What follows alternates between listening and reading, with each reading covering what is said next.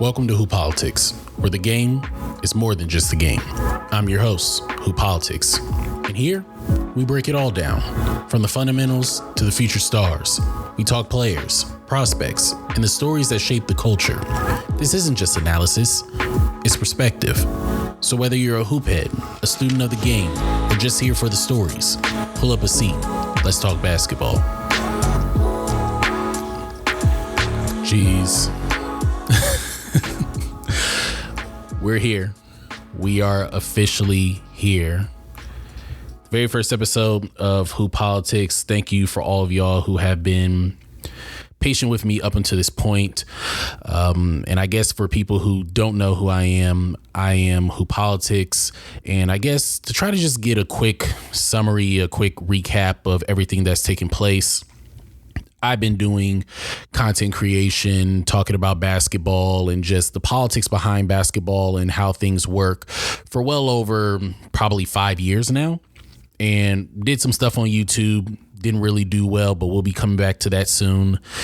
I eventually jumped over to TikTok. This is the fast, quick synopsis I'm giving you guys. I'm not going to give my whole life story, but I've done TikTok. Pretty much, I blew up over there. I'm working my way to 100,000. We just hit 72,000. Probably by the time you hear this, it'll be 72, maybe 73,000. So really excited about that. Thank you for all of the support, all the love you guys have been giving me over there on that platform. And in the process of me basically building and blowing up over there on TikTok, I've had a lot of my support who have been reaching out, DMing me, commenting, making videos, etc., saying, Who Politics, you need to make a podcast. And this is something that I did not want to do. Never wanted to do a podcast because I'm just not interested in them.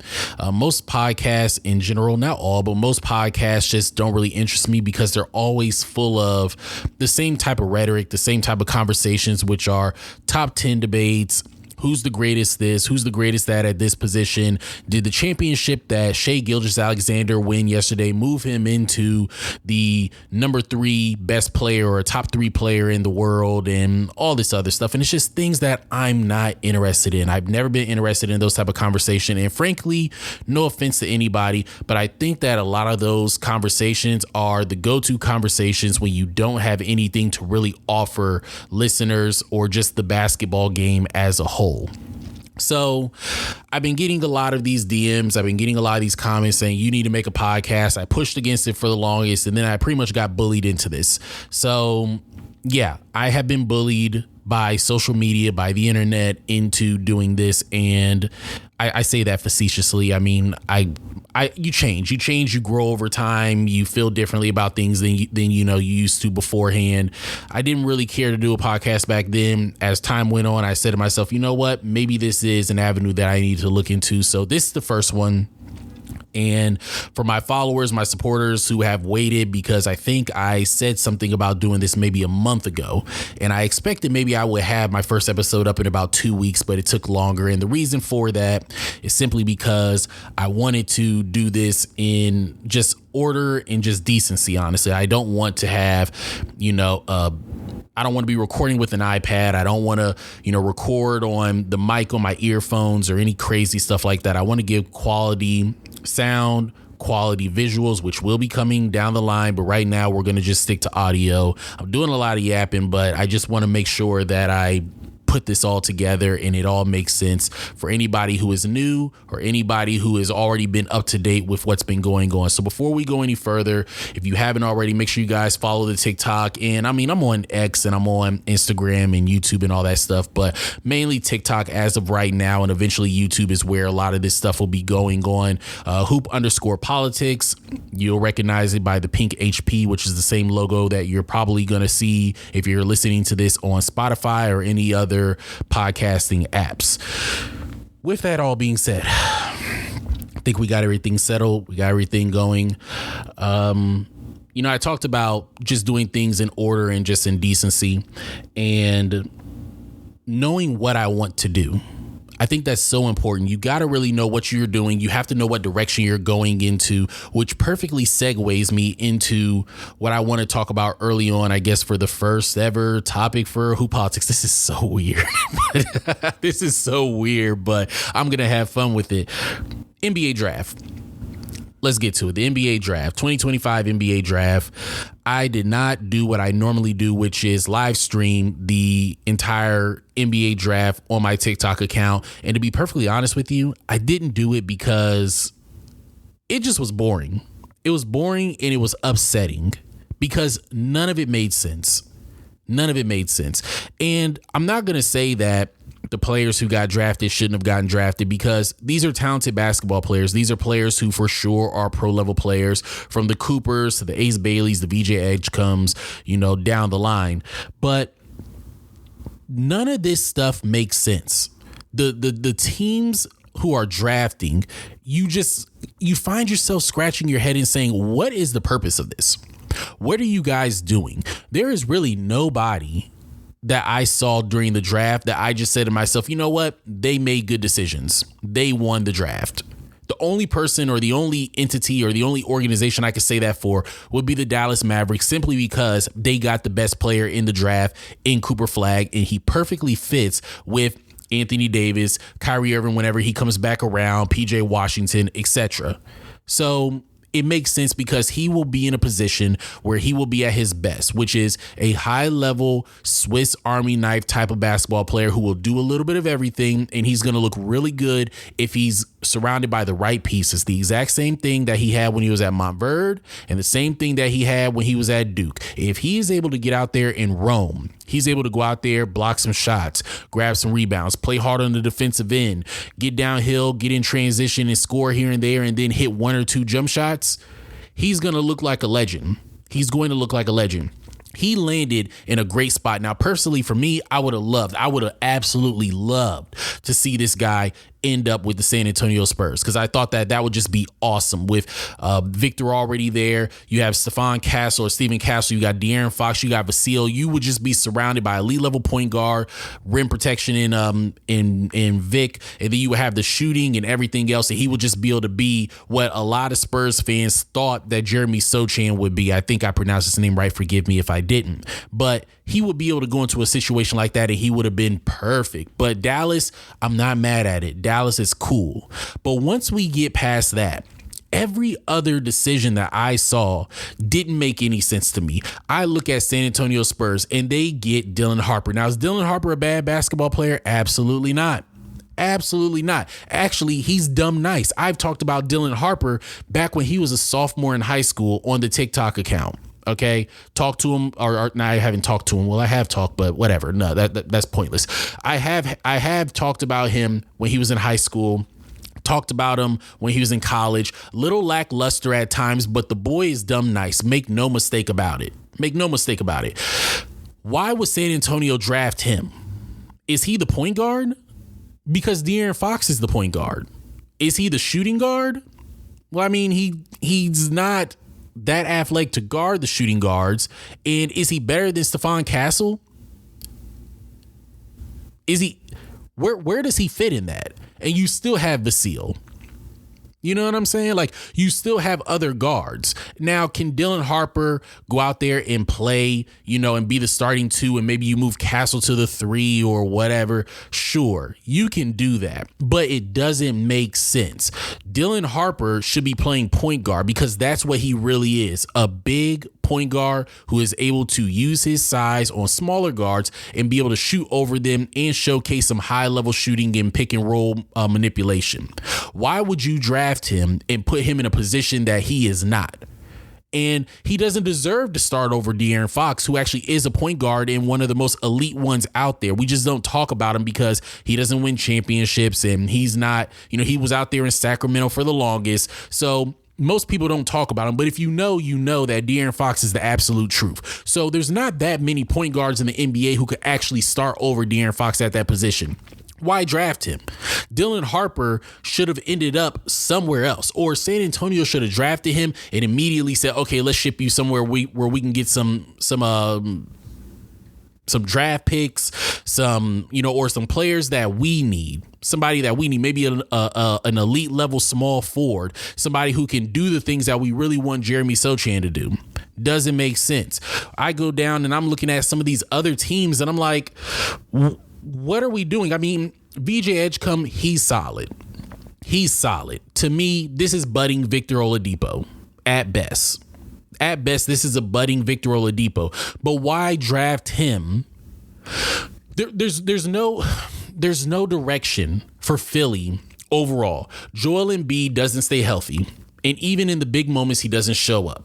The same thing is said for Paul George. You got both of those guys getting all the money. So you really can't go out here and get that many other guys. And you have to build around them, even though they're not around. You already have Tyrese Maxey, who looks like he's the guy that you're going to build around for the future. You just got Jared McCain last year, who went down with his meniscus tear. And he was looking like he could be the rookie of the year if he doesn't get hurt. High level shooter. Really good scorer, can play off of the ball. He complements Joel Embiid and Paul George if they ever show up. He complements them perfectly because he can be high level and can be of service to a team without having the ball in his hands, which gives the ball back over to Tyrese. You already have those two guys. Now you're getting VJ Edgecombe. You're going to add VJ to that mix when you already have your guards. Now, could VJ come off of the bench? Sure. He could maybe come off of the bench. But the question then would come, why would you draft somebody with a top 3, top 4 pick and not start him?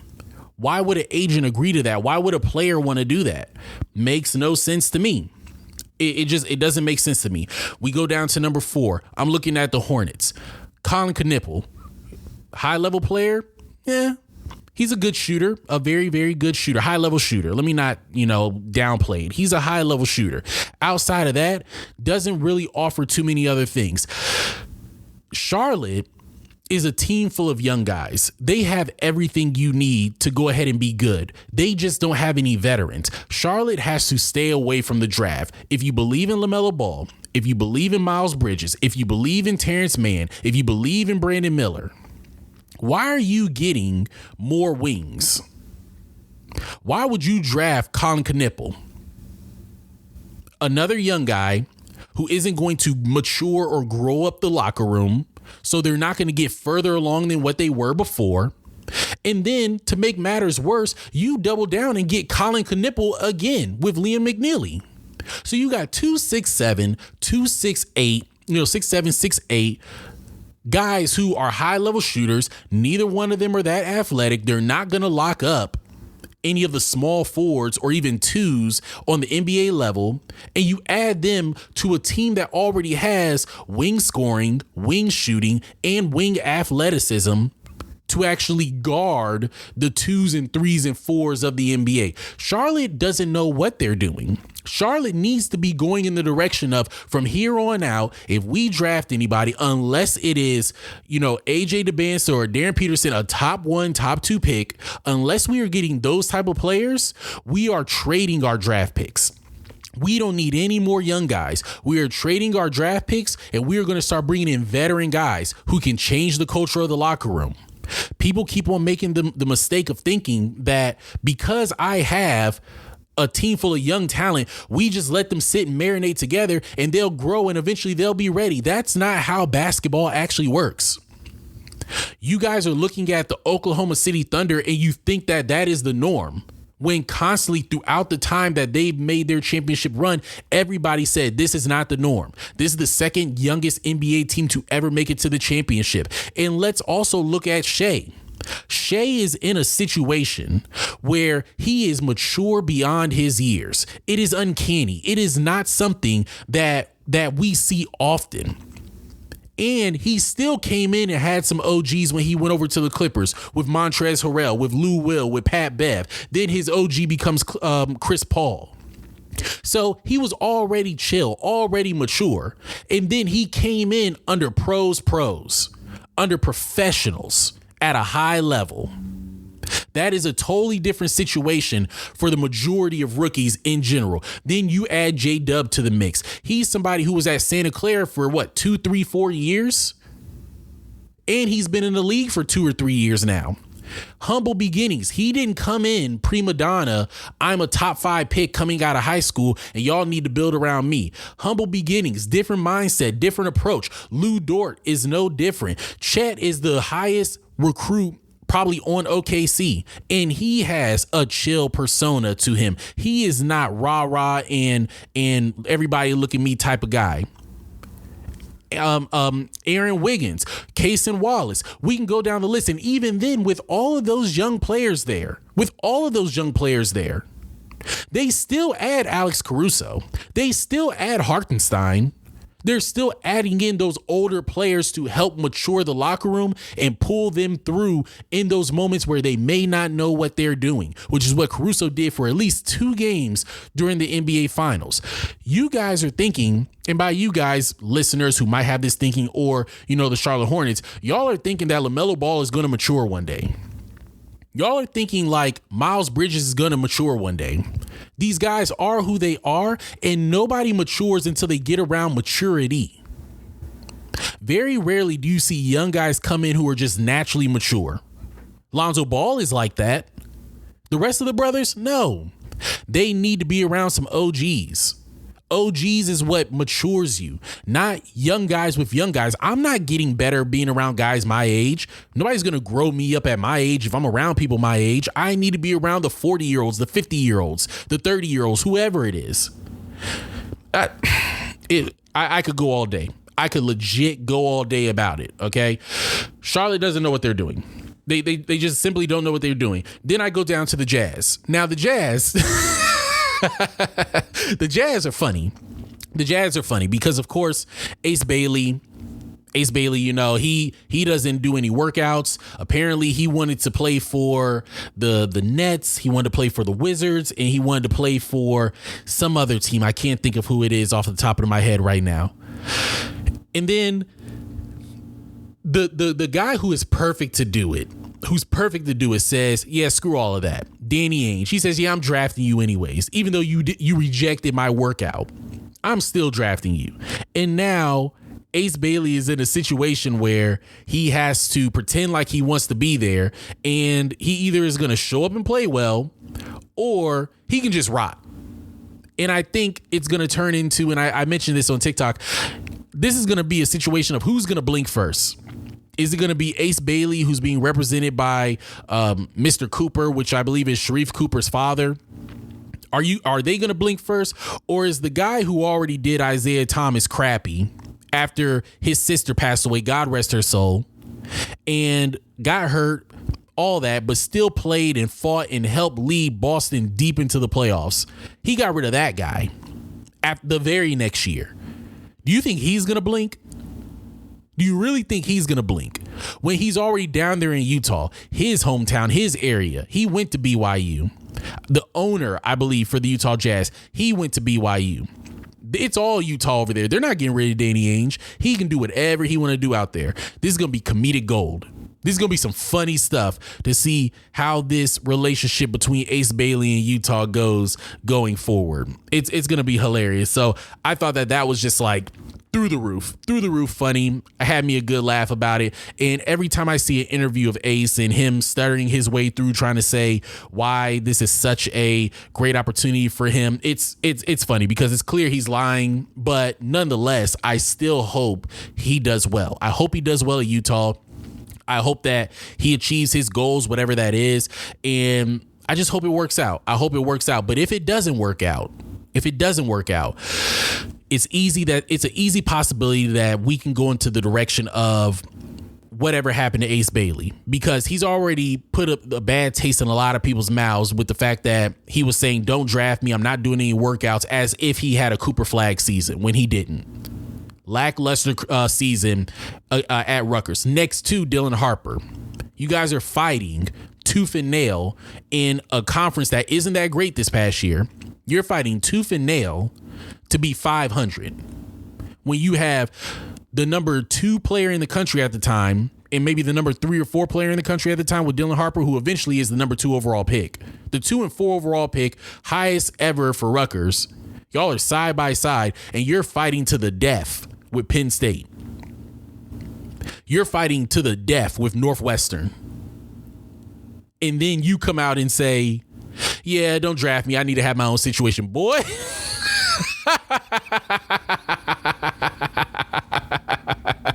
Hey, yo.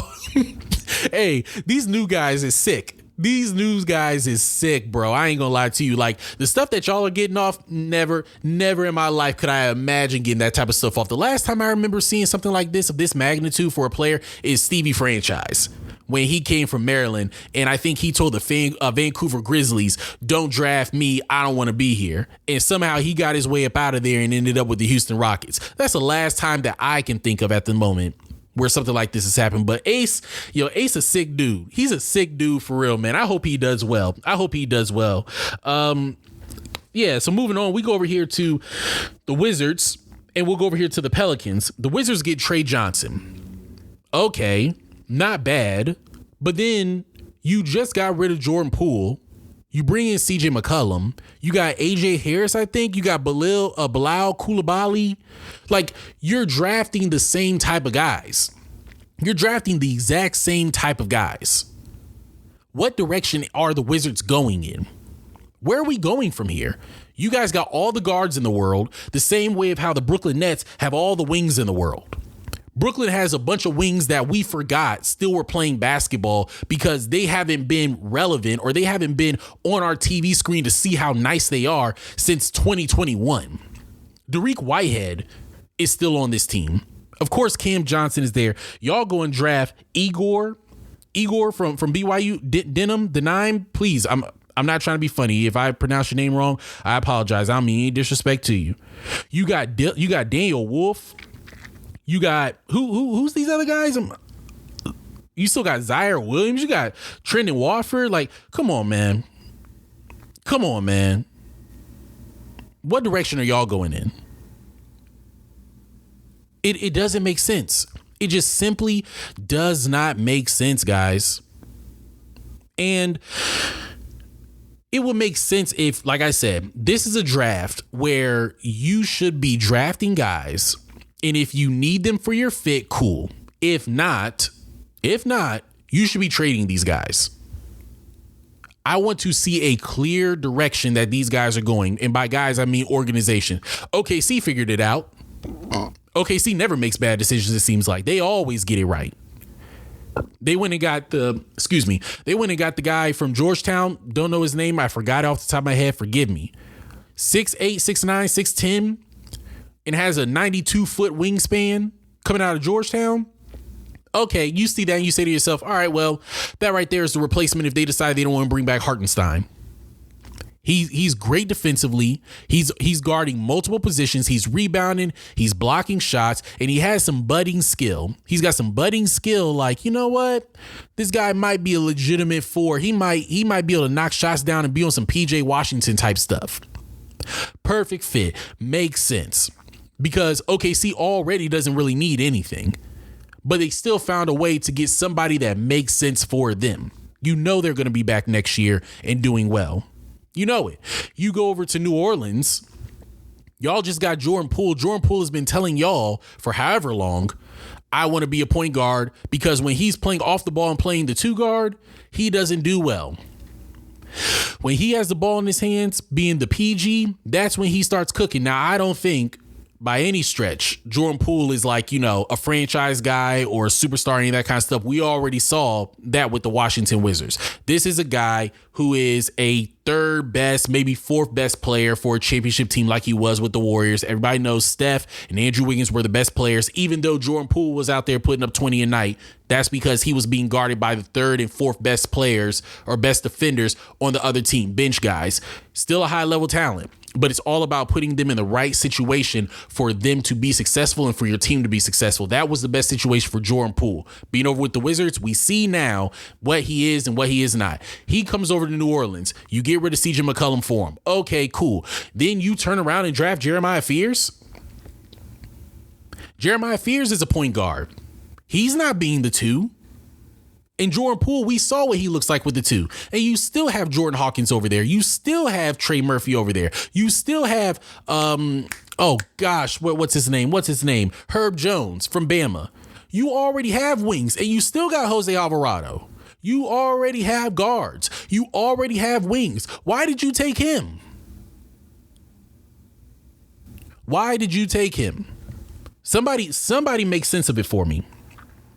Somebody. And the thing is, I hope that like for the first episode of the podcast, I'm already rolling and it just sounds like I'm going to really be here just trash talking, but it's like, we just got to set the table. We got to set the table for how these podcast episodes are going to go. I'm going to give credit where it's due. I'm going to give the credit where it's due. I promise you that. But we're also going to call people out, and not in a disrespectful tone like we're trying to expose people or anything like that. I don't believe any of that. We're talking strictly basketball. Somebody has to make sense of what is going on. And it's not just in the NBA. That's the crazy part. This is not just in the NBA. It's not. Okay. We go over to the WNBA. Let's go over to the WNBA. What let me see right here. What's his name? What's his name? Let me get over here right now. I don't even want to try to mispronounce the name. I'm sitting back. I'm watching the Dallas Wings the other night because I watch all basketball. All basketball is good basketball. Wherever the bump is, that's where I'm at. So we're going to be talking about on this podcast, NBA, WNBA, college, boys and girls, high school, AAU, wherever the bump is at, who politics is at. That's just the way it goes around here. And if you're down with that, then cool, go ahead and buckle up. We're on it now. So I'm watching the Dallas Wings. They're playing against the Indiana Fever the other night. Caitlin Clark's not playing. I don't know his last name.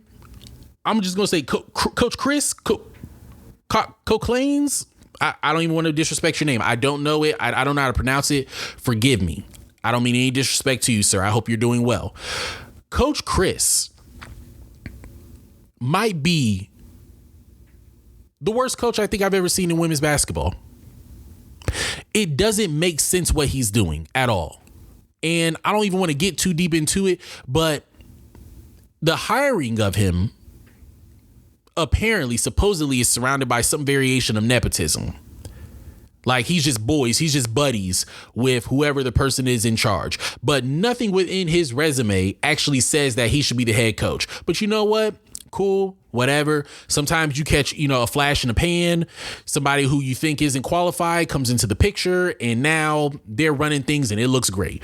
This is not one of those cases, though. I'm watching the Dallas Wings versus Indiana. This is a game that Dallas should easily win. I understand that they've been god awful all season long, but they should be able to get this win. DeWanna Bonner decides to leave. Caitlin Clark's not around. All you got to do is fight against Kelsey Mitchell, Natasha Howard, and Aaliyah Boston. You still have Arike Agumba-Wallen, Paige Beckers, Nalissa Smith. You got Isaiah James, who's nice. You got Quinterly, who's nice. You got some players. I'm watching Paige play off of the ball, playing the shooting guard.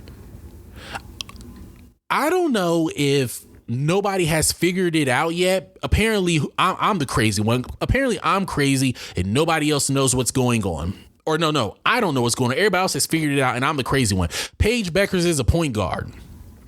She's been a point guard since she was down there in Minnesota in high school, Johns Hopkins. She should be making all of the decisions. She was at her best when she was a point guard at UConn. She's her best as a pro when she's playing point guard. Why? Because she is generational as a basketball player. Her IQ, the way she moves, her fluidity, her decision making, her shot making, it's all generational. It's all generational. Eventually, we'll have the conversation about Caitlin Clark and Paige Beckers and that whole thing. We'll have that conversation on another episode. But she's up there. I'm watching Dallas come down. Quinterly has the ball. James has the ball. They got Paige playing off the ball. And they can't get a shot to save their life. A good shot. Especially when they're in the fourth quarter. They can't get a good shot. Paige is just over there believing in the power of friendship. Standing off of the wing. My teammates will do it. I believe in them. I'm a good person. Bricks. Turnovers. Paige finally gets the ball. She can get to the rim, get a foul called. Or she can just go get a bucket. Imagine that. Then when she does get the ball, if you don't give her the time to boogie, immediately they're calling for a pick and roll. They are blitzing the pick and rolls. They're blitzing them. They're double teaming it. They're trying to get the ball out of Paige's hands. Why are you trying to hurry up and get the ball out of Paige's hands? Because they know that you are deadly with the ball in your hands, and they believe that they're at a better advantage if somebody else is making decisions. Y'all don't see that? Stop calling for the screen. Let her boogie, because nobody can guard her anyways. She finished with 27 points, 8 for 16 from the field, I want to say. Awesome. No turnovers. And for some reason, everybody else has the ball but her. Paige should have the ball. Arike should be playing the 2. And everybody else needs to get in where they fit in. Isaiah James is backing up Arike because she's got talent. She could be a major piece to the Dallas Wings going forward. Quinterly can be the backup point guard to Paige. But when Paige is out there, the ball needs to be in her hands. Nobody else's hands. Let her make the decisions. I'm tired of I'm tired of, and this is, I sound so animated, I sound so upset, but this is because this has been going on for years. I've been talking about this. If you follow the TikTok, you know. I've been talking about Paige at UConn for the longest. You gonna get enough of trying to play and win with the power of friendship. At some point or another, you are going to have to realize that the best shot is your shot. And that doesn't make you selfish. And that doesn't make you a bad person. That just means that you need to be taking the final shots. You need to be making sure that you get your shot. Because sometimes that's what's needed.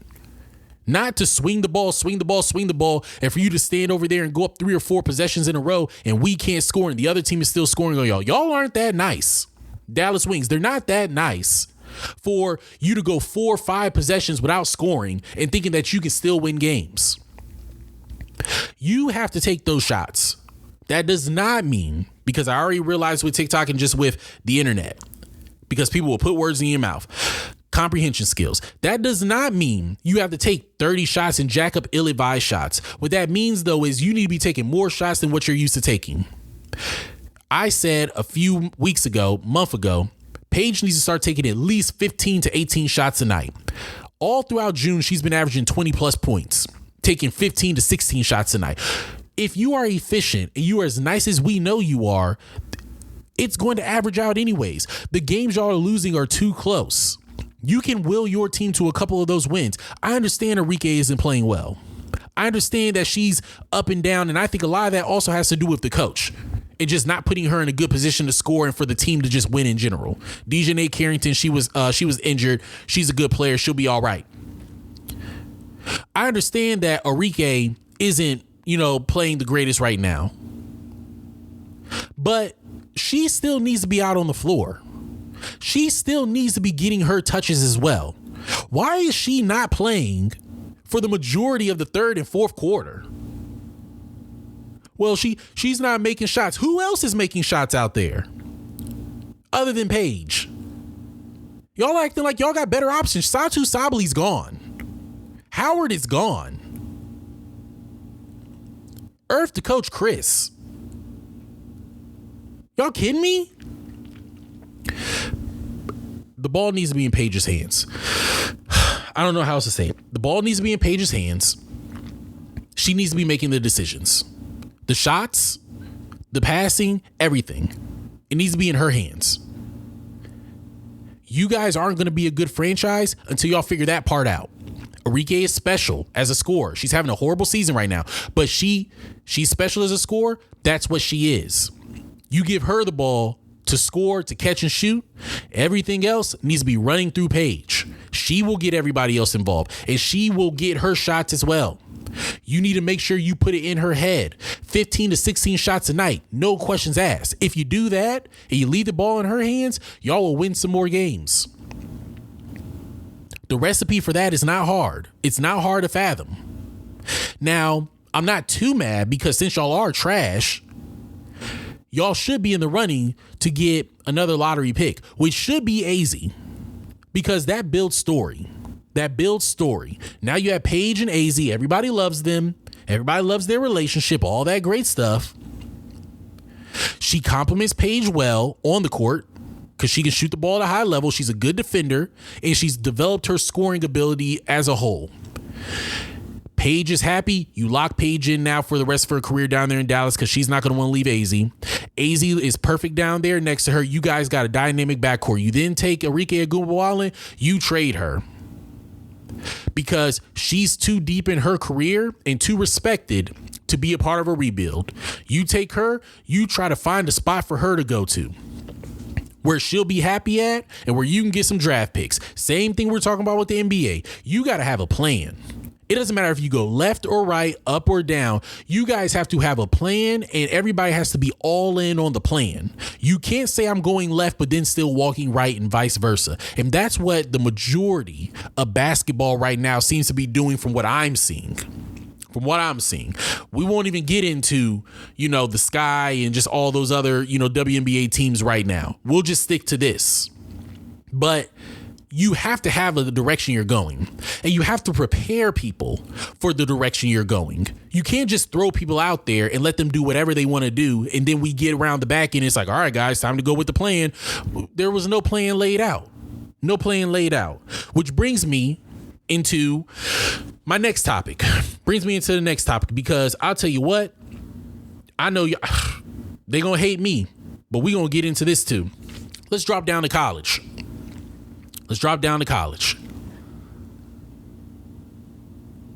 I know that I'm not liked by the North Carolina fan base for the most part, because I've had, some videos about Elia Cadeau and really just the organization in general. Let me make sure I make this clear now before we even go any further. North Carolina is a blue blood. North Carolina is one of the greatest basketball programs in the history of basketball. The standard that North Carolina is to be held to is not like everybody else. It is not about just winning championships at North Carolina, regardless of what North Carolina fan bases say. They are to be held to the same standard as Duke, Kentucky, Kansas, and every once in a while, either like a UConn or Louisville, depending on where Rick Pitino's at, Jim Calhoun when he was around, whatever. Y'all are to win games and produce talent that goes on to the NBA and does well. I saw something the other day that said North Carolina hasn't had like an all-star since Vince Carter, or like a top 5 pick since Vince Carter. I wonder, where did Harrison Barnes get drafted? Let me check that really quick before I even go any further. Harrison Barnes. We got to get to this. Man, I'm already podding. This is insane. Draft pick. Harrison Barnes, 2012. Yeah, he went 7th overall. Dang, he wasn't even top 5, but he was dumb nice at North Carolina. That right there, those were the days. Oh my gosh, that's Ty Lawson not Ty Lawson. That's Kendall Marshall, Dexter Strickland, Leslie McDonald, Reggie Bullock, PJ Harrison. Man, those were some teams. But anyways, North Carolina has fallen off completely. They've fallen off completely. And one of the reasons is because of coaching. I mean, Roy Williams was already falling off, but he's legendary. We respect it. He wanted to get up out of there. Cool. Whenever y'all are ready, I know y'all just signed him to a new contract, but whenever y'all are ready to have the conversation about, I just forgot his name. What's the name? Coach, UNC coach, basketball. It's Hubert Davis. Whenever y'all ready to have that conversation, let me know. But I'm looking at this non-conference schedule that was just released for UNC the other day. And let me just read this off to y'all. Let me read this. This is the non-conference schedule for UNC. Winston-Salem State. Let's just start there. What? We're playing D2 HBCUs. Cool, whatever. You know what? We want to be around the area. This be a great community event. I get it. Okay, whatever. Central Arkansas. Okay. You know what? They're greasing up the wheels. They're getting ready. They're getting ready. I get it. Kansas. Okay. Radford. North Carolina Central. Navy. St. Bonaventure. Michigan State. It's a good game. At Kentucky. It's a good game. Georgetown. All right. USC Upstate. East Tennessee State. Ohio State. And East Carolina University. This is probably the worst non-conference schedule I've ever seen University of North Carolina have. And I could understand this if you were in the SEC, where, hey, look, when we get into conference play, it's going to be some real bump. We got to be ready. ACC has been a trash conference, generally speaking, for some years now. They have not been good. The only thing holding up the ACC is Duke. Duke is the only thing holding up the ACC right now. Now, that doesn't mean there are still good teams there. Clemson, did well. A year before that, NC State went deep into the tournament. There's still some solid teams there. But you got a trash non-conference schedule getting ready to go into a trash conference. You're not going to beat Duke. So if you don't beat Duke, where are you going to get your wins at if you don't win against Kansas, Michigan State, and Kentucky? And that's if they don't go and have a bad season, because if you beat them and then they go have a trash season, nobody's going to hold that win to a high standard anymore. It's kind of how they were looking at UCLA early on. Somebody make it make sense for me. What are you preparing them for? If the ACC isn't strong, you have to have a stronger non-conference, because you need to get the ratings and so you can get into the tournament and actually make a run in the tournament. This isn't good. How do you sell basketball players on the idea of come to North Carolina because we're going to get you ready for the league and win championships? Y'all don't have a good schedule. The offense that y'all run, the style of play, is not suitable for NBA guys. And y'all aren't winning. You aren't winning. Just in general. UNC is legendary. There has to be a higher standard for North Carolina. Drake Powell got drafted. Congrats to him. It wasn't because of North Carolina. He's raw. And he comes in, he's 6'7", 6'8", with monkey arms, athletic, raw. He can block shots, defensively. He has great help side defense. He can guard multiple positions. And he's just an athlete. That's what sold him. If North Carolina did what they were supposed to do for him when he came to North Carolina, he should be a lottery pick. He should have been a lottery pick. Same thing could be said for Ian Jackson. Thank goodness he got over there to St. John's. And this isn't to bash North Carolina. It's not. But it's to give a real assessment to what's going on. Because North Carolina should be up here. If y'all could see me right now, my hand is like touching the ceiling. North Carolina should be up there. They should be battling with Duke. They should be battling with Kentucky. They should be battling with Kansas. They should be battling with UConn. But now they're just seen as they're just seen as let me take that back. ACC, another good team, Louisville. Let me not forget, because goodness gracious, man, I love Coach Pat. I like him. He knows what he's doing over there. But anyways, North Carolina should be up there. But instead, they're slowly but surely being forgotten. And they are still trying to sell people on the jersey in this new era of basketball, where you have the number one player in the country going to a place like BYU because they're just willing to give him the bag. North Carolina's got to step it up. They have to step it up. Basketball, just like the New York Knicks, basketball is not good. College basketball is not good if UNC basketball is not good. It's got to be better. It's got to be better. Please. And with that being said, non-conference, something else that I got to touch on when I go over to the women's side. I saw recently South Carolina girls and UConn girls are not playing each other. Not playing each other this year for the first time in a couple of years now.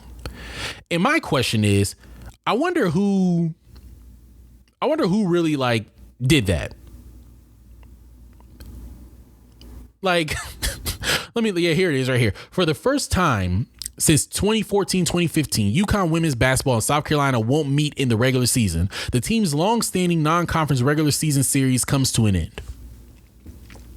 Now, I'm not mad at it because I know that Dawn Staley's going to get them girls in some real competition. They're going to still have a great non-conference schedule. Same thing with Gino. They're going to prepare them. They will be ready for the NCAA tournament and to fight. But that's good basketball. And I don't like one thing that I pride, not that the women's basketball game, I believe, prides himself on, is they don't leave it up to chance. They don't leave it up to chance for we'll see y'all in the NCAA tournament. They get to it in the regular season. It'll be November 27th, and all of a sudden we're watching UConn at Stanford. We're watching Notre Dame at South Carolina. We in your building playing, bumping. And they don't run from smoke. They do not run from smoke. And I like that. The only ones who do is Kim Mulkey. LSU, they're gonna be playing Mount Nazarene Bible College for the blind before they play any real competition in their non-conference schedule. But everybody else, they get the bumping. I'm sad that we're not going to be able to get this South Carolina game, though. The South Carolina UConn game, that's always great bump. That's always a great opportunity to see some good basketball players. See some great coaching, X's and O's, watching them make what's that? Oh gosh, what is it? Making adjustments. I want to see how Sarah Strong looks with AZ Fudd. I mean, it's sad. It's sad, but it's gonna be okay. Where are we at right now? Oh, that's perfect timing. Perfect timing, Who Politics. So look, man, first episode, 45 minutes. I'm happy with that. Thank you guys who stuck around for my rant, who listened to me talk this entire time. Hopefully this was entertaining. Hopefully you got some laughs out of it. And hopefully it makes sense. I want to make sure that we are looking at basketball the way that it's supposed to be looked at. Not for all the gossip, not all the stories going on off the court. I want to talk about basketball. And I want to talk about why things are working the way they are and how can we make them better. And the only way we can do that first is we have to change our mindset.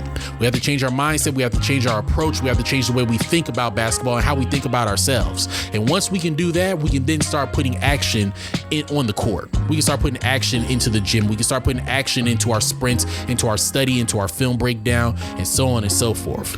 But everything starts on the inside first. It all starts with a mindset. So thank y'all for listening. I hope that this was great for y'all. Who Politics episode 1. Man, this is crazy. Man. I think that I'm going to drop this probably on either a Tuesday or a Wednesday, and maybe we'll try to stick to that. We're going to do 1 episode a week for right now until maybe I can get the groove, and maybe we'll change, but that's a lot, but we'll see how it goes. Thank y'all for watching. Share this. Get it on Spotify, follow, whatever you do on Spotify. I don't know any of that stuff. We'll figure it all out as we go. We're building it as we fly, but I'm out of here. Peace.